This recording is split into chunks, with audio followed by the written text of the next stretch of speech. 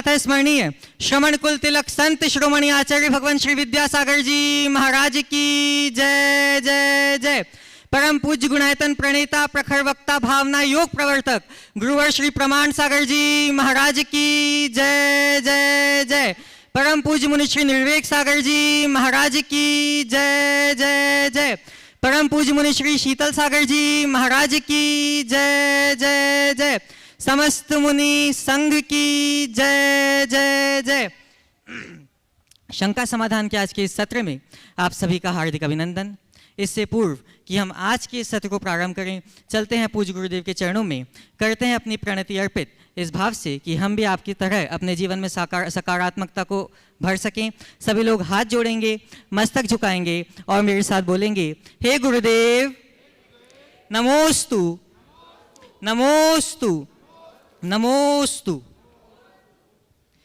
सिद्ध क्षेत्र में विशाल मंदिर, करता जिन शासन गुणगान, गुणायतन के हर एक कण में होगा चतुर्थ काल सा भान। बंधुओं, परम पूज्य प्रातः स्मरणीय संत श्रोमणी आचार्य भगवान श्री विद्यासागर जी महाराज की वरदानी छाव में एवं पूज्य गुरुदेव की पावन प्रेरणा एवं मार्गदर्शन में निर्मीयमान तीर्थ गुणायतन वह तीर्थ होने जा रहा है जहां रचने वाला है इतिहास, जहां आकर दृढ़ होगा हमारा आत्मविश्वास, जहां आकर हम सभी कर सकेंगे मुक्ति का प्रयास।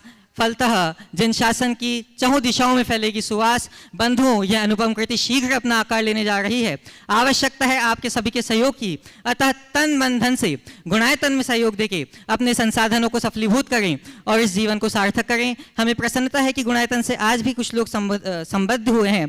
मैं उनकी उद्घोषणा करूंगा और भाव रखूंगा कि आप करतल ध्वनियों से उनका अभिवादन अवश्य करें।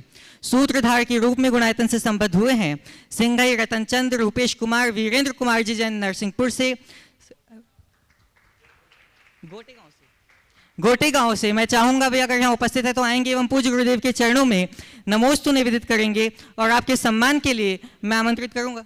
इसके सत्र को प्रारंभ करें उसके लिए हम सभी चलते हैं पूज्य शुल्लक श्री स्वरूप सागर जी महाराज के चरणों में और निवेदन करते हैं कि हे महाराज श्री, जिस प्रकार युग के आदि में भगवान आदिनाथ के समोशरण में भरत चक्रवर्ती ने प्रश्नों के माध्यम से हम सबको समाधान प्राप्त कराया था, उसी प्रकार हे महाराज श्री ऑनलाइन प्रश्नों के माध्यम से हम सभी को दिशा दर्शन प्राप्त कराएं। सविनय इच्छामि इच्छामि इच्छामि। मुनि तरह के चरणों में बारंबार नमोस्तु। प्रथम ऑनलाइन प्रश्न के रूप में स्पर्श जैन नागौद जिला सतना से नमोस्तु पूर्वक प्रश्न कर रहे हैं महाराज श्री कि एक जैन विद्यार्थी को कक्षा 10वीं के बाद या फिर अपना करियर डिसीजन लेते समय जैन धर्म के अनुसार किस फील्ड में जाना चाहिए जिसमें जाने से जैन धर्म का गौरव बढ़े। देखिए, बहुत अच्छा प्रश्न है। 10वीं के बाद कौन सा फील्ड ले जिसमें जैन धर्म का गौरव बढ़े? इसका उत्तर तो मैं ये दूंगा, तुम किसी भी फील्ड में जाओ, ऐसा पढ़ लिख कर आओ कि जिस क्षेत्र में भी जाओ जैन धर्म का गौरव बढ़ाओ। हमें जहाँ भी हम रहें, जिस स्थिति में भी रहें, जैनत्व के गौरव को प्रतिष्ठापित रखने का प्रयत्न करना चाहिए। और जैनत्व के गौरव को हम तभी बढ़ा पाएंगे जब हमारे हृदय में जैनत्व प्रतिष्ठित होगा, हमारी निष्ठा गहरी होगी। फिर भी पूछा है कि हम विषय का चुनाव कैसे करें। आज के समय में जो हमारी सामाजिक, सांस्कृतिक और धार्मिक ज़रूरतें, यदि प्रतिभावान व्यक्ति है तो उसे अपना लक्ष्य सिविल सर्विसेज का रखना चाहिए, बशर्ते पारिवारिक पृष्ठभूमि तदनुरूप हो, घर में ऐसी कोई अव्यवस्था ना हो। तो प्रशासनिक क्षेत्र में आगे बढ़ो। जितने भी प्रतिभावान छात्र हैं, मेधावी हैं, वे यही सोचे कि हमें प्रशासनिक सेवा के लिए अपने आप को तैयार करना है और उसके हिसाब से अपनी पढ़ाई लें और पढ़ाई करके लक्ष्य हमारा यूपीएससी का होना चाहिए। यदि वो होता है तो सबसे उत्तम है। हालांकि ऐसा नहीं भी होता है और आपकी निष्ठा है तो चाहे आप आईआईटी कीजिए, चाहे आप एमबीए कीजिए, चाहे आप सीए कीजिए या चाहे आप मेडिकल के क्षेत्र में जाएं, निष्ठावान व्यक्ति जहाँ भी जाएगा जिन शासन का ध्वज फहराएगा। रिया जी पोरवाल इटावा से नमोस्तु पूर्वक प्रश्न कर रही हैं महाराज श्री कि सारे प्रयास करने के बाद भी अपेक्षित परिणाम नहीं मिल रहे हैं। मन इन सब बनती बिगड़ती स्थितियों से व्याकुल है और अपने भविष्य को असुरक्षित महसूस करता है। यह किस्म कर्म के परिणाम स्वरूप होता है एवं इसे कैसे बचा जा सकता है? देखिए, सारे प्रयास करने के बाद भी वांछित परिणाम नहीं मिल रहा है। मन अगर आगे पीछे हो रहा है तो घबराइए मत। ये सोचिए कि मेरे प्रयासों में कहीं ना कहीं कोई ना कोई कमी रही है। दुगनी शक्ति के साथ प्रयास करें, परिणाम आगे पीछे अवश्य आएगा। हारना नहीं चाहिए, अपने आत्मविश्वास को प्रगाढ़ बना के रखना चाहिए और कोशिशों में और धार देनी चाहिए। आज नहीं तो कल हम निश्चित होंगे सफल। इस मंत्र को हमेशा याद रखना चाहिए। प्रश्नों के लिए चलते हैं हम मंचासीन मुनि संघ के चरणों में और सर्वप्रथम निवेदन है क्षुल्लक श्री 105 सुभग सागर जी से कि अपने प्रश्न के माध्यम से हमें लाभान्वित करें। पूज्य मुनि त्रय के श्री चरणों में बारंबार नमोस्तु नमोस्तु नमोस्तु।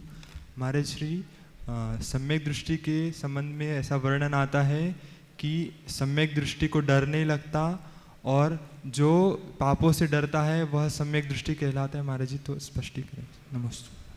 बहुत अच्छा, ये बात सही है कि सम्यक दृष्टि निर्भय होता है और ये बात भी बिल्कुल सही है कि सम्यक दृष्टि पापों से डरता है। महाराज, ये परस्पर विरोधाभास बात कैसे समझिए। डर अर्थात अपनी व्यक्तिगत हानि को लेकर उत्पन्न संशय, आशंका जो हमें डराती है। आपके मन में जो डर होता है वो क्या है? कहीं मुझे क्षति ना पहुंच जाए, कहीं मुझे नुकसान ना हो जाए, कहीं मुझ पर विपत्ति ना आ जाए, कहीं मैं मर ना जाऊं, कहीं किसी का वियोग ना हो जाए, कहीं मेरी बदनामी ना हो जाए, मेरी छवि खराब ना हो जाए। कुछ ऐसी ही बातों का तो डर होता है ना। सम्यक दृष्टि कहता है, अरे मैं तो अजर अमर अविनाशी आत्म तत्व हूं और मेरा केवल मैं हूं। मुझसे पृथक एक परमाणु से भी मेरा कोई नाता नहीं है। न कुछ मेरा है न मैं किसी का हूं, सब अपने अपने हैं और जो मैं हूं वो शाश्वत है, उसमें कोई रद्दोबदल संभव ही नहीं है। तो डरू किस बात से? तो इस विश्वास में जीने के कारण सम्यक दृष्टि के हृदय में डर नहीं होता। कदाचित किसी वास्तविक या काल्पनिक परिस्थिति के निर्मित होने पर भयोत्पादक कारण उपस्थित होने पर वो सतर्क जरूर होता है पर घबराता नहीं। सावधान होना, सतर्क होना और बात है और डर कर घबराना और बात है। भयातुरता सम्यक दृष्टि के जीवन में नहीं होती क्योंकि उसे अपने स्वरूप का बोध होता है। लेकिन वो पापों से डरता है क्योंकि उसे पता है कि ये पाप मेरे स्वभाव को बिगाड़ने वाले, ये मेरे स्वभाव से भिन्न है, इससे मेरी चेतना का पतन होगा, ये पाप भव भव में मेरा पराभव करता आया है, इसलिए अब मुझे कोई भी पापात्मक कार्य नहीं करना। तो पाप से डरना एक गुण है और पाप करके डरना एक दोष। अज्ञानी लोग पाप करके डरते हैं और ज्ञानी पाप से डरते हैं। इसलिए सम्यक दृष्टि के जीवन में ये दोनों बातें सहज प्रकट हो जाती। नमोस्तु पूर्वक निवेदन है परम पूज्य मुनि श्री शीतल सागर जी के चरणों में कि अपना प्रश्न प्रेषित कर हमें भी बोधि की प्राप्ति कराएं। ओम नमः सिद्धेभ्यः। प्राय प्रश्न करते हैं लोग कि शांति धारा में जो शांति रस्तु शिवमस्तु, उसमें लोग कुछ लोग तथास्तु बोलते हैं, कुछ सदास्तु बोलते हैं। तो इसमें सही क्या है, क्या बोलना चाहिए? और इसी तरह छिंद छिंद बिंद बिंद और छिंदी छिंदी बिंद बिंद, ये ऐसे 2 पार्ट आते हैं, तो इसमें सही क्या है? देखिए, हम लोगों के मूलाचार्य में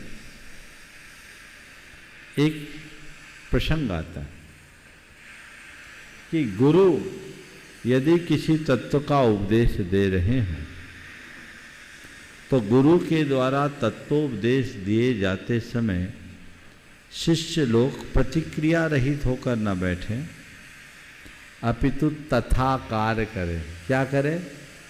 तथाकार। आपने जो कहा बिल्कुल सही, बराबर, यही, वैसा ही, बिल्कुल सही, ये क्या कहलाता है? तथाकार। उनके वचनों में अपनी सम्मति। तो इस हिसाब से यदि मुझसे पूछो तो मैं कहूँगा, गुरुजनों के मुख से शांति धारा श्रवण करने का मौका हो तो आप बोलिए तथास्तु। क्या बोलिए? महाराज आपने जो कहा वैसा ही हो। और कोई आम जन बोले तो आप सदास्तु का कथन कर सकते हैं। समझ गए? अब छिंदी छिंदी और छिंद छिंद संस्कृत भाषा की दृष्टि से छिंदी छिंदी शब्द बनता है। छिंदी छिंदी, समझ गए? चूंकि वो एक वचन में है। छिंदी छेद डाले, भिंदी भेद डाले, तो छिंद छिंदी, भिंद भिंदे, ये मूल शब्द है। अब उसी को लोगों ने छिंद छिंद और भिंद भिंद बना दिया। उत्तम है छिंदी छिंदी, भिंदी भिंदी, और आप लोग बना देते हैं चिंदी चिंदी। यह गड़बड़ है, इसलिए उसको छिंदी छिंदी, भिंदी भिंदी बोलो। नमोस्तु पूर्वक निवेदन है परम पूज्य मुनि श्री निर्वेक सागर जी के चरणों में कि अपना प्रश्न प्रेषित कर हम पर अनुकंपा करें।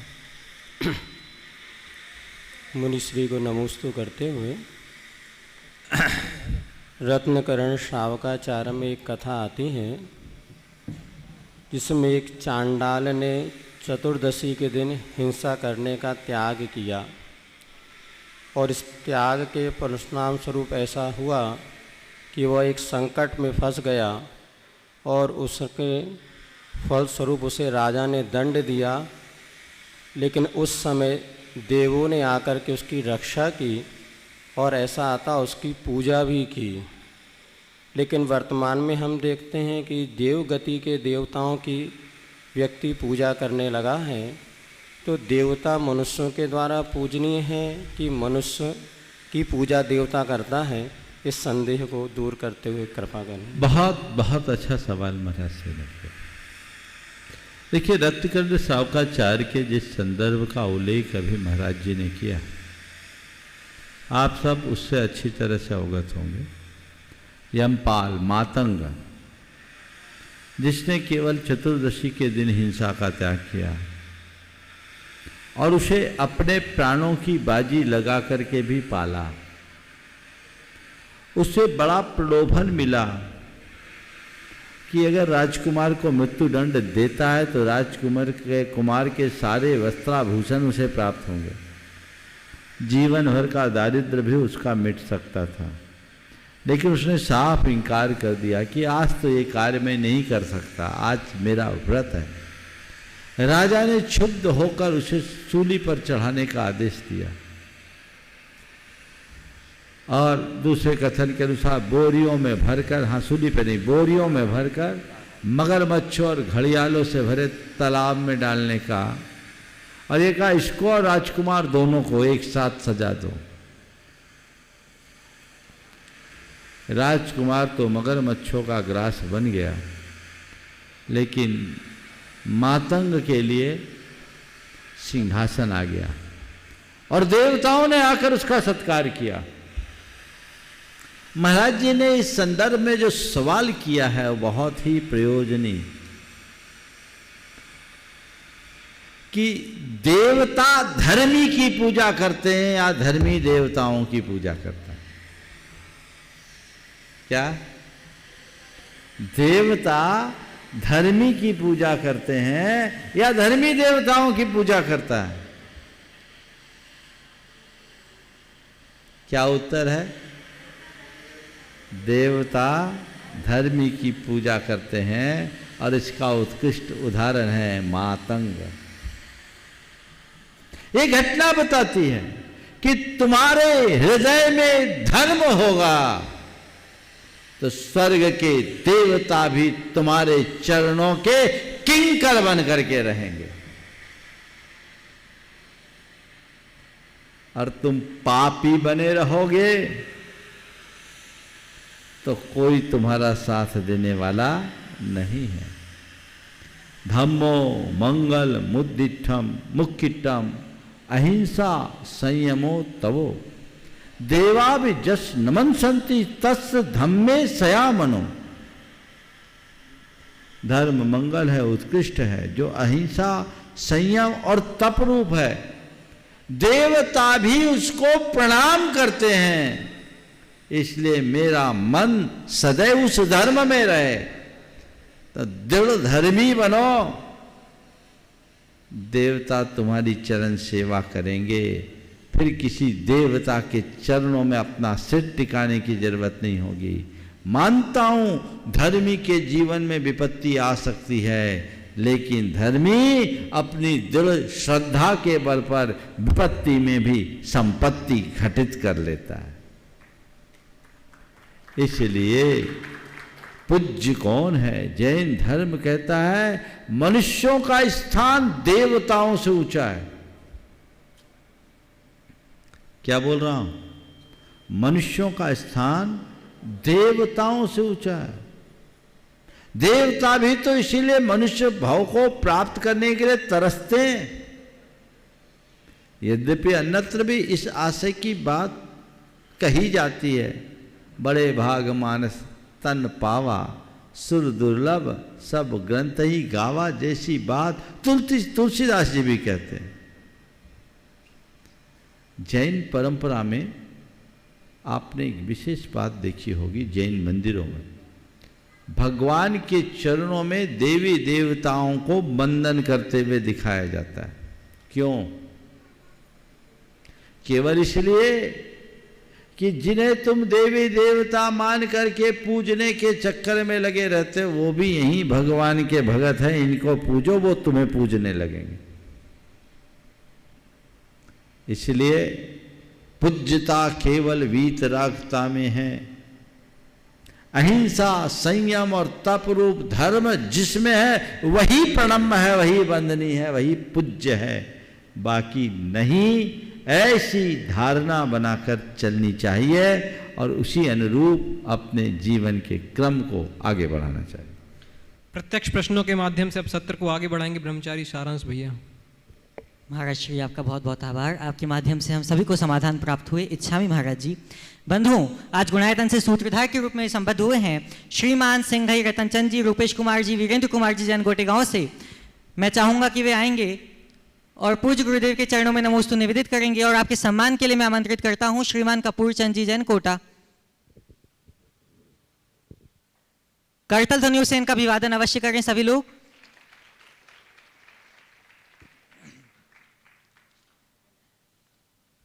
इसी क्रम में बंधुओं श्री सुधीर खंडेलवाल, पिता श्री आनंदी लाल जी, श्रीमती सुनीता जी खंडेलवाल परिवार महू इंदौर से, इन्होंने भी उदारतापूर्वक जीव दया के लिए, सेवायतन के लिए एवं गुणायतन के लिए योगदान दिया है। सभी लोग करतल ध्वनियों से इनका अभिवादन करें। और मैं चाहूंगा कि वे आएंगे और पूज्य गुरुदेव के चरणों में नमोस्तु निवेदित करेंगे।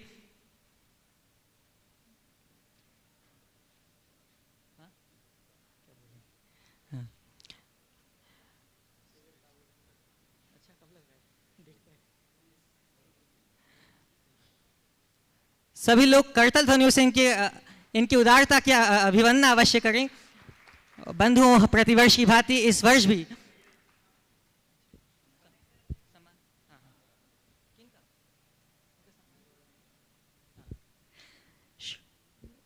बात करेंगे ना, इनकी बात बोलेंगे ना। श्रीमान सुधीर खंडेलवाल जी, पिता आनंदीलाल जी खंडेलवाल, श्रीमती सुनीता खंडेलवाल जी परिवार, महो इंदौर से, इन्होंने उदारतापूर्वक जीव दया के लिए, सेवायतन के लिए एवं गुणायतन के लिए अपना योगदान दिया है। सभी लोग करतल ध्वनियों से इनका अभिवादन करें और आपके सम्मान के लिए ही आमंत्रित हैं कपूर चंद जी जनकोटा।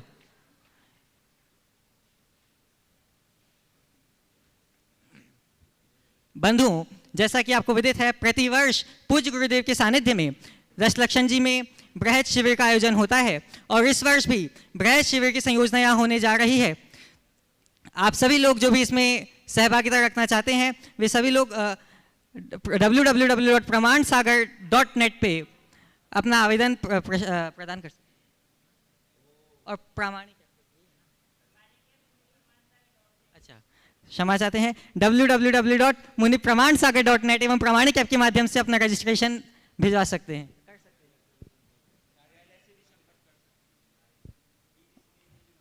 अच्छा, चल रहे हैं क्या?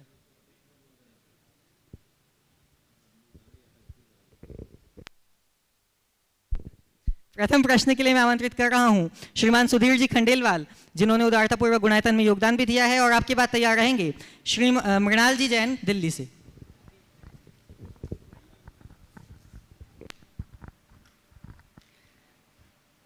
गुरुदेव के चरणों में त्रिबार नमोस्तु नमोस्तु नमोस्तु। गुरुदेव, मेरा प्रश्न यह है कि अपने मन में जब अच्छे भाव आते हैं तो उनकी परिणति भी अच्छी होती है, लेकिन अपने मन में उन अच्छे भावों को अक्षुण्ण कैसे रखें, वो हमेशा टिकते नहीं हैं। अपने मन में अच्छे भावों को अक्षुण्ण कैसे रखें? हमेशा अच्छे निमित्तों का आश्रय लेते रहो, यथासंभव बुरे निमित्तों से बचो, मन अच्छा बना रहे। उपस्थित होंगे श्री मृणाल जी और आपके बाद तैयार रहेंगे श्रीमान संजय जी सीमा जी मोदी बाकल से। नमोस्तु गुरुदेव। जिस प्रकार एक गाड़ी के चारों पहिए ठीक होने पर ही वह सही दिशा में चलती है, उसी प्रकार हमारे जीवन के चार पाए कौन से होने चाहिए जिससे हमारा जीवन सही दिशा में चल सके? अपने जीवन के चार पाए कौन से होने चाहिए? तुम आम जनों को केंद्रित करके मैं कहूँगा, प्रत्येक व्यक्ति के जीवन में चार बातें होनी चाहिए जो संपूर्ण जीवन को उसके सही गंतव्य तक पहुंचाने में सहकारी होंगे। वो होना चाहिए श्रद्धा, विवेक, संयम और तप। ये चार चीज़ें जीवन में घट जाए तो जीवन में कभी भी किसी भी प्रकार का भटकाव संभव नहीं हो। उपस्थित होंगे श्रीमान संजय सीमा जी मोदी बाकल से और आपके बाद तैयार रहेंगे कृपित जी जैन अकलंकेश्वर गुजरात से।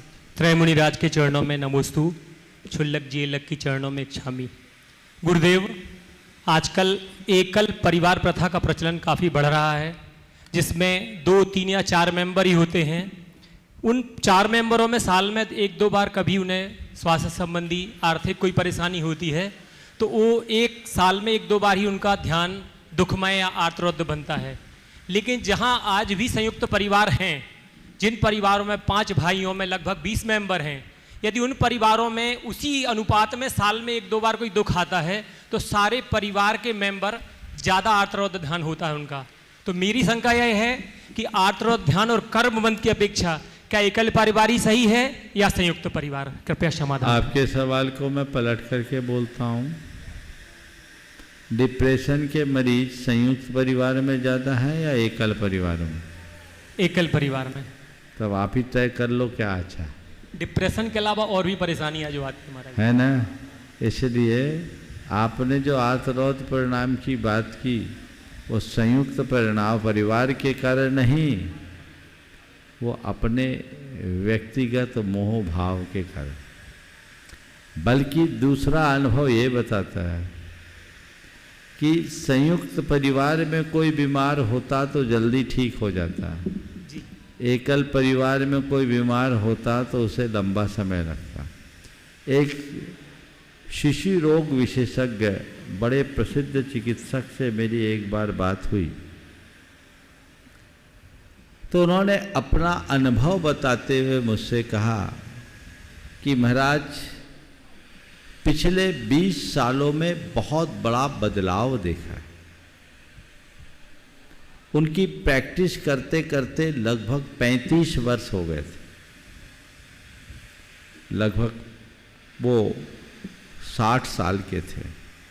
उन्होंने कहा 35 साल से मैं प्रैक्टिस कर रहा हूँ, आज से 20 बरस पहले तक जब कोई बच्चा आता तो उसके माँ के साथ उसकी सासू माँ आती थी, और बच्चा रोता तो माँ कहती थी बेटा घबरा मत, मैं हूं ना। और अब बदलाव आया, अब बच्चे के साथ उसकी माँ आती है, और ज़्यादा हो तो उसका हस्बैंड आता है। और जब बच्चा रोता है तो हस्बैंड कहता है चिंता मत कर, टॉप का डॉक्टर है, अच्छी दवाई चल रही है, ठीक हो जाएगा। जो बात उन्होंने कही जिसके कारण मैंने इसे कोट किया है, बोले महाराज अंतर ये आया कि पहले जो बच्चा 3 दिन में ठीक हो जाता था, आज उसे 15 दिन लगते हैं। है ना अंतर? बिल्कुल बिल्कुल अंदर है महाराज। तो ये कदाचित आर्तरोध ध्यान हो भी रहा है तो ये परस्पर प्रेम और बंधुत्व की अभिव्यक्ति है, जिसकी इस जीवन में बड़ी आवश्यकता भी है। समझ गए? जी जी बिल्कुल। हमारा जीवन प्रेम, परस्परता, बंधुत्व और आत्मीयता जैसे उदात्त मूल्यों पर ही फलता है। यदि इनका अभाव होगा तो संपूर्ण जीवन छिन्न भिन्न होगा।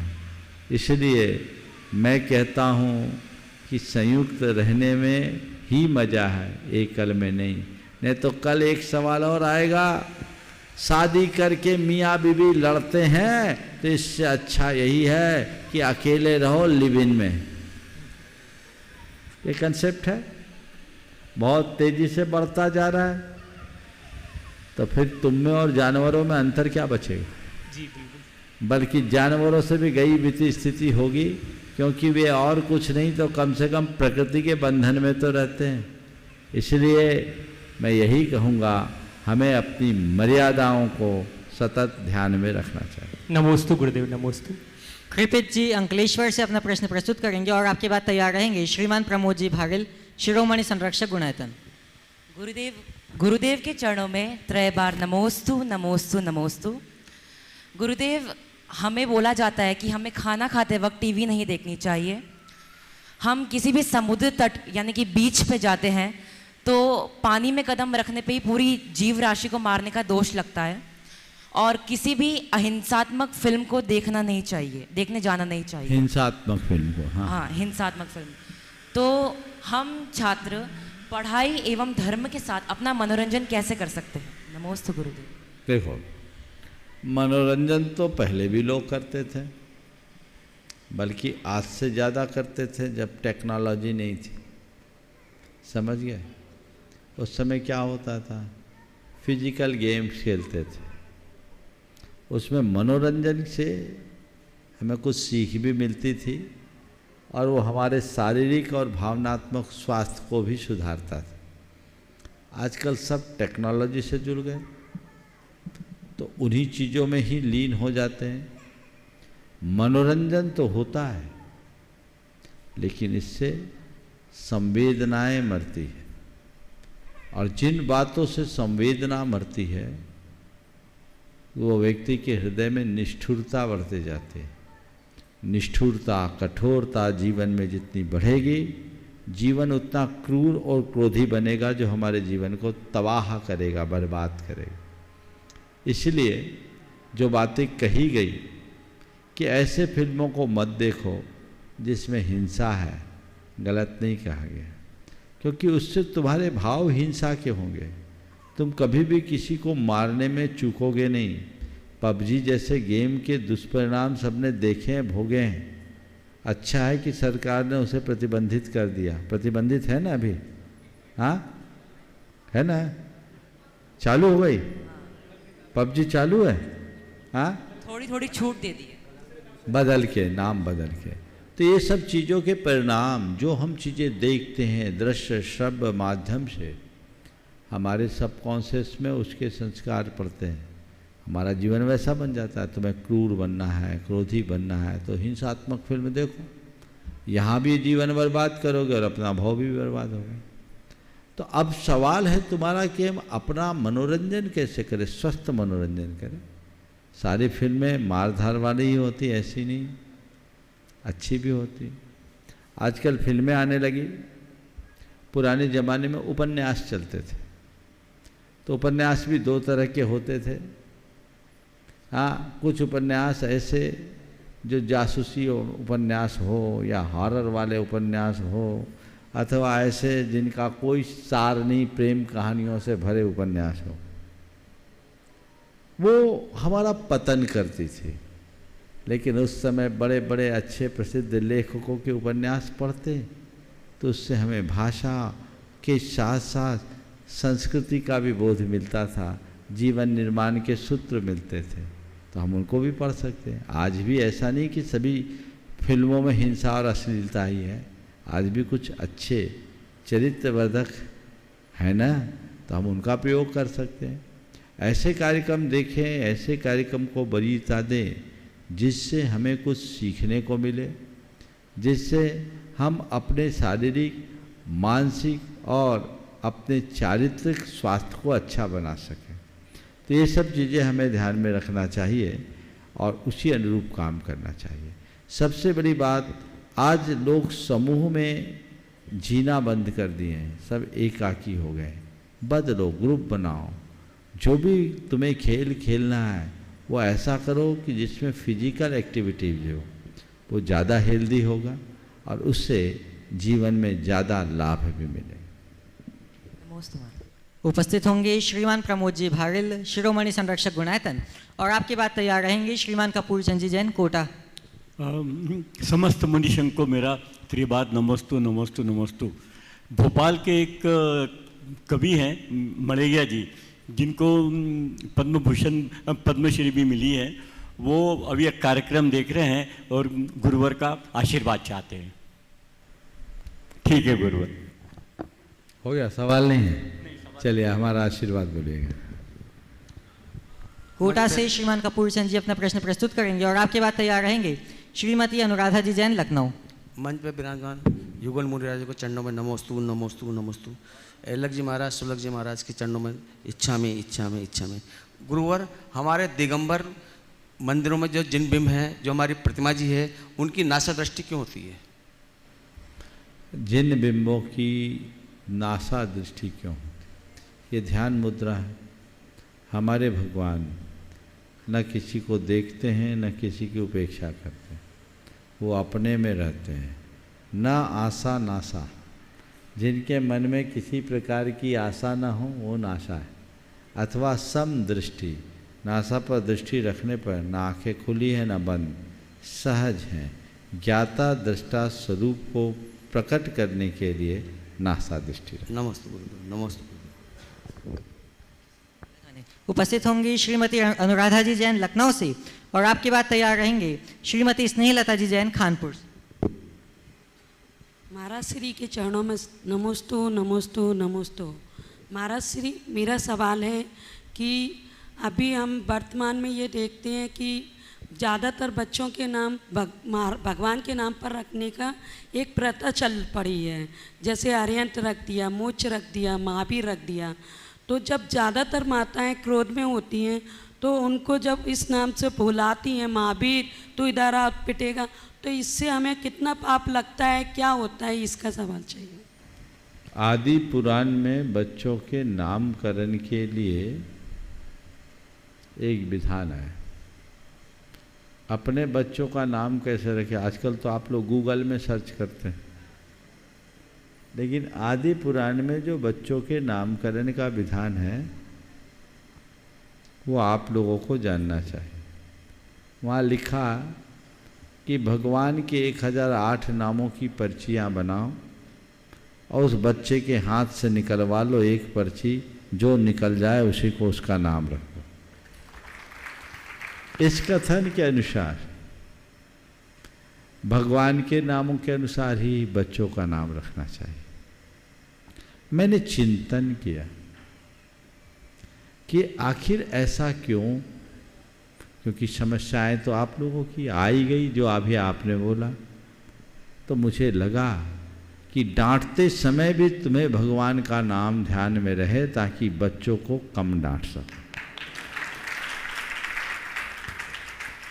अगर क्रोध आ रहा है और भगवान का नाम आ जाए तो उबाल शांत हो जाएगा। तो उस समय बेटे के भीतर के महावीर को देखना, उस बेटे को मत देखना। समझ गए? तो अपने आप क्रोध शांत हो जाएगा। समझ गए? चलिए। उपस्थित होंगे श्रीमती स्नेहलता जी जैन खानपुर से, और आपके बाद तैयार रहेंगे श्रीमान नीलेश जी जैन प्राणपुर चंदेरी से। महाराष्ट्र के चरणों में मेरा, मेरे परिवार का और चांदखेड़ी से समस्त नागरिकों का बारंबार नमोस्तु नमोस्तु नमोस्तु। महाराष्ट्र, मेरा प्रश्न यह है, तीव्र पुण्य के बंध के लिए कौन सा सरल उपाय हो सकता है? 4 उपाय हैं आप लोगों के पुण्य के प्रबल बंध के लिए। दान, पूजा, शील और उपवास। शक्ति के अनुसार दान करो, भगवान की पूजा करो, शील संयम का पालन करो, व्रतों का अनुपालन करो और उपवास। यही आपका धर्म है, इसी में पुण्य का संचय। नमोस्तु महाराष्ट्र। उपस्थित होंगे श्रीमान नीलेश जी जैन प्राणपुर चंदेरी से, और आपकी बात तैयार रहेंगे श्रीमान रतन चंद जी जैन गोटेगांव मध्य प्रदेश से। सभी महाराजों के चरणों में बारंबार नमोस्तु, और सभी छुल्लक महाराज जी, अलग जी महाराज के चरणों में इच्छामी इच्छामी।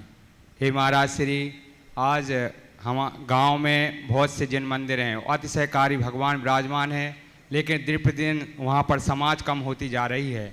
ऐसी स्थिति में वहाँ तो ना कोई लड़की देने को तैयार है, ना कोई समाज में घटती जा रही है। ऐसी स्थिति में महाराज इन मंदिरों की व्यवस्था कैसे सुरक्षित रखें और कैसे इन मंदिरों को सुरक्षित रखा जाए, आप कृपया समाधान कीजिए। नमोस्तु महाराज। ये एक बहुत गंभीर समस्या आ रही है, गाँव में नहीं शहरों में भी होने लगी। लोगों का पलायन होने लगा है। शहरों में भी पुराने शहर से लोग नए शहर की तरफ बढ़ते जा रहे, कॉलोनियों की तरफ जा रहे हैं। मेरा तो सभी से ये कहना है कि आप किसी भी तरीके से मंदिर की व्यवस्था रख रखाव को सुरक्षित करके रखना चाहिए। कुछ ठोस कार्य योजना बनाकर उस पर काम करना चाहिए। एक योजना पर मैं भी विचार कर रहा हूँ, समय पर उसे प्रकट करूँगा। नमोस्तु महाराज। उपस्थित होंगे श्रीमान रतन चंद जी जैन गोटेगांव मध्य प्रदेश से, और आपके बाद तैयार रहेंगे श्रीमान नीरज जी जैन मरथना से। नमोस्तु महाराज श्री। नमोस्तु। सकल जैन समाज गोटेगांव का त्रैबार नमोस्तु महाराज श्री। महाराज श्री, मेरी व्यक्तिगत शंका है कि जिस मंदिर में पूर्वजों का मंदिर जो बना हुआ है, केवल उसी में पूजा में मन लगता है, अभिषेक करने में मन लगता है, तो ये कहाँ तक गलत कर रहा हूँ मैं या सही है? थोड़ी सी मेरी शंका का समाधान कीजिए महाराज श्री। चलो, मंदिर में पूजा करने में मन लगता है, बड़ा प्रशंसनीय विषय है, सराहनीय है, अच्छा मन तो लगता है। आजकल के युवाओं को तो पूजा में ही मन नहीं लगता, तो तुम्हारा मन लग रहा है, अच्छी बात है। तो मैं ये कहूँगा, मन लगे तो इतना अभाव और बना लो कि हमारे पुरखों ने मंदिर बनाया, भगवान मेरा ऐसा पुण्य जगे कि मैं भी ऐसा काम करा सकूँ, तो मन सार्थक होगा। लेकिन अन्य मंदिरों में नहीं जाना अच्छी बात नहीं है, हमें वहाँ भी जाना चाहिए, और जहाँ मन लगे उसे आप प्राथमिकता दे तो कोई दोष नहीं है। हमें भाव जहाँ लगे वहीं पूजा करना चाहिए। नमोस्तु महाराज। नमोस्तु। श्रीमान नीरज जी जैन मरथना से, और आपके बाद तैयार रहेंगे श्रीमती प्रतीक्षा जी जैन वीरेंद्र जी जैन हनुमानताल जबलपुर से। सभी त्रैमुनि राज के चरणों में भरतना जैन समाज की ओर से बारंबार नमोस्तु नमोस्तु नमोस्तु। इच्छामी इच्छामी इच्छामी। महाराज श्री, मेरी शंका ये है कि जैसे भगवान को सूर्य मंत्र दिया जाता है, उस समय भगवान के ऊपर केस बने होते हैं, जबकि आगम में ये उल्लेख है कि भगवान के नख और केस नहीं होते।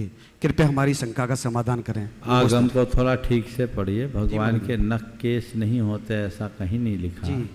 नख केस नहीं बढ़ते ऐसा लिखा। जी जी। केवल ज्ञान के बाद नख केस नहीं बढ़ते। जी पर केवल ज्ञान के समय जितना नख केस है वो बना रहता है। समझ गया? मिटता नहीं, न घटेगा न बढ़ेगा। जी ओम। नमस्ते। चलिए। आमंत्रित हैं ब्रह्मचारिणी रूबी दीदी जी मुंगावली से, और आपके बाद तैयार रहेंगे। उपस्थित होंगे श्रीमती प्रतीक्षा जी जैन जबलपुर से, और आपके बाद आमंत्रित हैं ब्रह्मचारिणी रूबी दीदी जी मुंगावली से। ओम। नीचे चलो, पहले ऊपर कर लो, फिर बाद में करना। हाँ, ऊपर कर लो। मुनिश्री के चरणों में बारंबार नमोस्तु नमोस्तु नमोस्तु। एलक जी छुल्लक जी महाराज जी के चरणों में इच्छामी महाराज जी, इच्छामी महाराज जी। महाराज जी, आजकल एक चीज़ देखी जा रही है तीर्थ क्षेत्रों में कि ऑनलाइन कमाई होने लगी है। ज़्यादातर व्यापारी लोग, हम लोग सिरपुर में भी रहे तो जो व्यापारी वर्ग हैं, हम लोगों की जो चर्चा होती है वे बताते हैं कि दीदी सिर्फ त्योहारों पे कमाई होती है, बाकी नहीं होती। तो यहाँ भी कुछ व्यक्तियों से बात हुई कि दीदी पहले आज से ऐसा माहौल नहीं होता था कि सम्मेलन में इतनी कम भीड़ आए। ये सभी क्षेत्रों की स्थिति हो रही है सिर्फ ऑनलाइन के कारण। यदि ऐसा ही होता रहा तो फिर क्षेत्रों पे, क्योंकि दुकानदारों का कहना है कि सावन के 1 महीने, दीपावली के 1 महीने, होली के 1 महीने, यदि हम इनमें कमाई कर ली तो कर ली, तो व्यक्ति पर तीर्थ क्षेत्रों का क्या होगा आगामी? तो ये सोच आपकी दिशा। देखिए, आपने जो सवाल उठाया ना, वो केवल तीर्थ क्षेत्रों के लिए नहीं, पूरे देश के लिए बहुत बड़ी चिंता का विषय। इस संदर्भ में मैंने अपने अभिमत अनेक बार प्रकट किए। ऐसा आकलन है कि आने वाले 20 वर्षों में भारत का 50% से अधिक व्यापार ऑनलाइन हो जाएगा। यानी इतने सारे लोग बेरोजगार हो जाएंगे। अभी भी मेरे पास जो मुझे जानकारी है उसके अनुसार लगभग 18% तो ऑनलाइन पे चला गया है ना। इतना ये जो एक्चुअल डेटा होगा मुझे तो पता नहीं, जो आप लोगों को सुनता उसी आधार पर कह रहा। तो ये बहुत तेज़ी से हो रहा है। सब चीज़ें लोग अपने अपने मोबाइल से फटाफट कर देते हैं और सुविधाएं देखते हैं, कुछ चीज़ें सस्ती भी मिल जाती, इस लालच में लोग ऑनलाइन में जा रहे हैं। लेकिन इसके दुष्परिणाम पर लोगों का ध्यान नहीं। आप जो चीज़ें बाजार से खरीदते हैं उसमें एक चीज़ के निमित्त से अनेक लोगों का घर चलता है। लेकिन आप जो ऑनलाइन प्रोसेस में गए तो सीधा लाभ एक व्यक्ति या उससे संबंधित व्यक्ति तक रहता है, बीच के सारे लोग चले गए। कितने लोग बेरोजगार हो जाएंगे, कारोबार ही खत्म होगा। अब तो आप सब्जी भी ऑनलाइन मंगाना पसंद करते हैं और डिलीवरी बॉय आपके घर में चीज़ें लाके देता है और बाद में घर की जो दशा बिगाड़ता, वो भी उदाहरण सामने आ रहे हैं। लव जिहाद जैसे प्रकरणों में भी ये एक कारण बन रहा है। घरों की निजता खंडित हो रही है। लोगों को इन सब विषयों पर बहुत गंभीरता से विचार करना चाहिए। और मैं आप सबसे कहूँ, ऑनलाइन उन्हीं चीज़ों को लो जो प्रत्यक्ष रूप से न मिल पाए। जो प्रत्यक्ष रूप से मिलती है उसके लिए ऑनलाइन लेने की जरूरत क्या है? हमारा धर्म तो परस्परोपग्रहो जीवा नाम का है। हम अपने निजी जीवन की पूर्ति के लिए भी कोई चीज खरीदे तो उससे अगर अन्य लोगों का हित पूरा होता है तो हमारा क्या बिगड़ता है? इसलिए इस पर बहुत गंभीरता से विचार करना चाहिए और हमें ऑनलाइन चीज़ों को खरीद बिक्री से बचना चाहिए। आज की नई पीढ़ी सब ऑनलाइन, कौन झमेले में पड़े। आज आप अपने सुविधा को देख रहे हो, कल क्या होगा? आज लाखों नहीं करोड़ों परिवार व्यापार कर रहे हैं, दुकानदारी से अपना रोजी रोटी चला रहे हैं। अगर सब कुछ ऐसी ऑनलाइन हो गया तो इन लोगों का क्या होगा? बड़ी बड़ी कंपनियां भी सब तो ऑटोमेशन हो गए, इंटेलिजेंस, आर्टिफिशियल इंटेलिजेंस हो गए, उनको भी अब आदमियों की जरूरत नहीं पड़ेगी। एक एक साथ हजारों हजार लोगों की छटनी करती गूगल जैसी कंपनियां। फिर क्या करोगे? मार काट। अभी व्यापार में तो जो थोड़े कम पढ़े लिखे हैं वो भी अपना गुजर बसर कर लेते हैं, वो तो सब सत्यानाश होगा। मुझे पता नहीं सरकारें क्यों इन बातों पर नहीं देखती, उन्हें तो अपने केवल टैक्स और रेवेन्यू से मतलब दिखता है, लेकिन इस पर बहुत गंभीर चिंतन होना चाहिए। ये देश की अर्थव्यवस्था और देश के उज्जवल भविष्य की दृष्टि से मुझे कतई अच्छी नहीं दिखती। इसके दूरगामी परिणाम बहुत भयानक होंगे।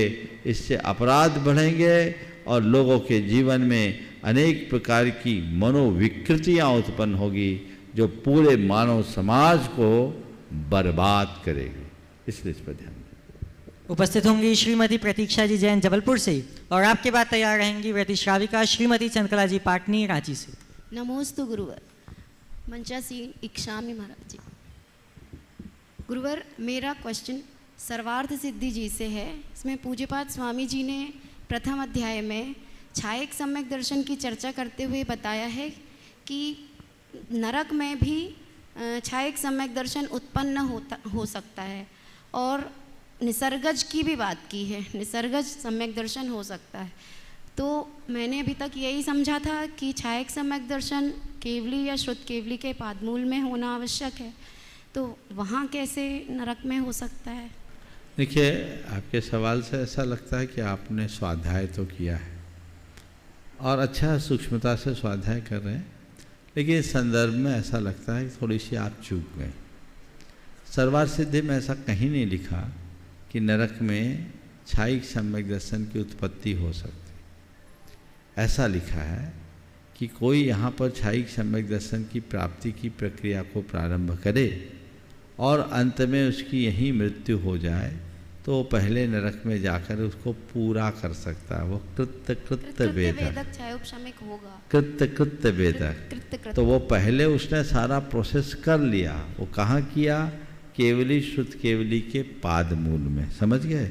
ये केवल नरक में नहीं, चारों गति में हो सकता है। और जो नैसर्गिक सम्यक दर्शन है वो छायिक सम्यक दर्शन के लिए नहीं है, अन्य सम्यक दर्शन के लिए है। चूँकि वहाँ पर परोपदेश के बिना भी तो सम्यक दर्शन होता है। तीसरा नरक के नीचे परोपदेश है ही नहीं, इसलिए उन सभी के सम्यक दर्शन को नैसर्गिक है। श्रीमती चंद्रकला जी पाटनी रांची से अपना प्रश्न प्रस्तुत करेंगे, और आपके बाद तैयार रहेंगी श्रीमती पुष्पा जी सौगानी जयपुर से। मेरी तरफ से जगत के सब्जियों की तरफ से मुनिराज के चरणों में नमोस्तु। एलक जी और सब क्षुल्लक जी महाराज के चरणों में इच्छामी। महाराज श्री, अगर कोई पहले बहुत पाप कर लेता है और बाद में सुधर जाता है तो उसके क्या वो मतलब धर्म से उसके क्या सारा पाप साफ हो जाता है या और कुछ भी करना पड़ता है उसको? अंजन चोर की कहानी सुनी? चारू दत्त को पढ़ा है? बोलो बोलो माइक पे। हाँ। क्या कहती है कहानी? अंजन चोर महापापी, पर वह भी पावन बन गया, अंजन भी निरंजन बन गया। इसलिए ऐसा मत सोचना कि किसी के द्वारा पाप हुआ है तो जन्म जन्मांतरों के लिए पापी बने रहने के लिए अभिशप्त है। नहीं, पापी से पापी व्यक्ति भी यदि आत्मज्ञान प्राप्त कर पुरुषार्थ करे तो तर सकता है।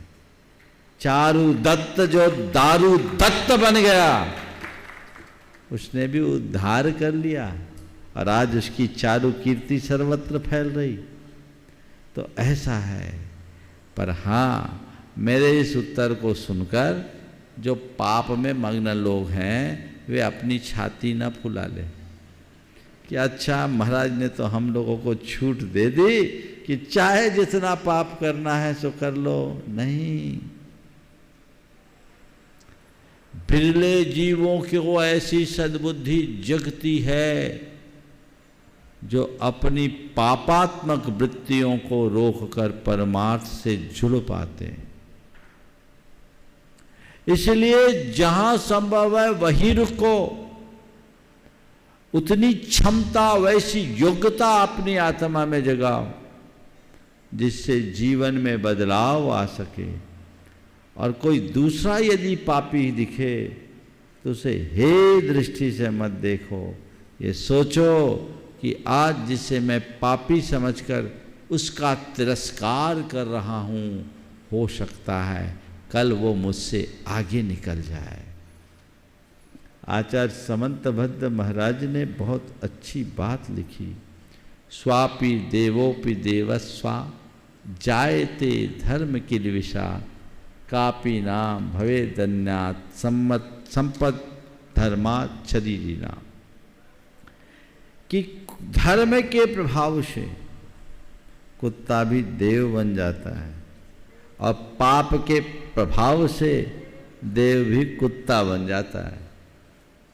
तो यही तो संसार की विचित्रता है, परिणामों की विचित्रता है।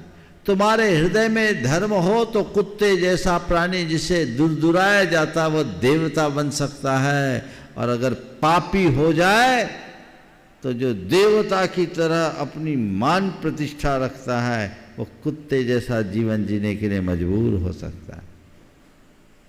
इसलिए हमेशा किसी को कमतर मत आंको, हो सकता है वह कल तुमसे आगे निकल जाए। और खुद कभी पाप की ओर मत झांको, जहाँ जब जागो तभी सवेरा की उक्ति को चरितार्थ करो। श्रीमती पुष्पा जी सौगानी जयपुर से अपना प्रश्न प्रस्तुत करेंगी और आपकी बात तैयार रहेंगी श्रीमती अंजना जी जैन जयपुर से। महाराज श्री के चरणों में कोटि कोटि प्रणाम। शुल्लक जी महाराज और के चरणों में इच्छामि। महाराज श्री कल आपने बोला कि अगर तुम्हारे चोखे में कोई साधु का आहार नहीं होए तो तुम लोग साधु के जैसे भोजन करो। तो महाराज श्री हम तो रोज ही से एक टाइम भोजन करते हैं, शाम को कुछ लेते ही नहीं, तो हम क्या करें? किसी दूसरे को पकड़ के साधु बना के खिलाओ। जो मिल जाए उसको ही साधु मान लो। उत्तम मध्यम जघन नहीं महाराज श्री ऐसा है।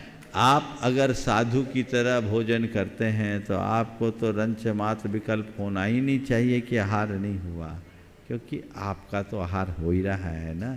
चलिए। श्रीमती अंजना जी जैन जयपुर से अपना प्रश्न प्रस्तुत करेंगी। मुनिश्री के चरणों में कोटि कोटि नमन। सब क्षुल्लक जी महाराज के चरणों में इच्छामि इच्छामि। महाराज जी मेरे पास 1000 रुपये हैं और मैं उससे अच्छी सी पूजा करना चाहती हूँ, या मेरे को आहार दान भी देना चाहती हूँ, तो मेरे को क्या करना चाहिए? 5000 रुपये पूजा भी करना चाहती हैं और आहार दान भी देना चाहते हैं, तो दोनों काम हो सकता है। ऐसी व्यवस्था करो कि पूजा भी हो जाए और आहार दान भी हो जाए।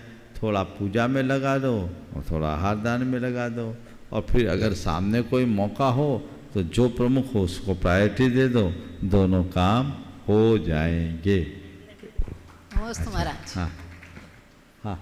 बंधुओं, जैसा आपको पूर्व में बताया गया कि हर वर्ष की भांति इस वर्ष भी पर्यूषण पर्व में बृहद श्रावक संस्कार शिविर का आयोजन होने जा रहा है। बंधुओं, शिविर की समायोजना तो हर वर्ष होती है, लेकिन मैं यह विश्वास से कह सकता हूँ कि इस वर्ष का शिविर अभूतपूर्व होने जा रहा है और निश्चय से हम सबकी अनुभूतियों को बदलने वाला होगा, क्योंकि इस वर्ष हमें बृहद संघ का सत्संग और सानिध्य प्राप्त होने जा रहा है। जो लोग भी अपने जीवन को रूपांतरित करना चाहें, बदलना चाहें, वे शिविर में सहभागी बनना चाहते हैं, वे प्रामाणिक ऐप एवं कार्यालय से संपर्क करके अपना रजिस्ट्रेशन अवश्य करा सकते हैं।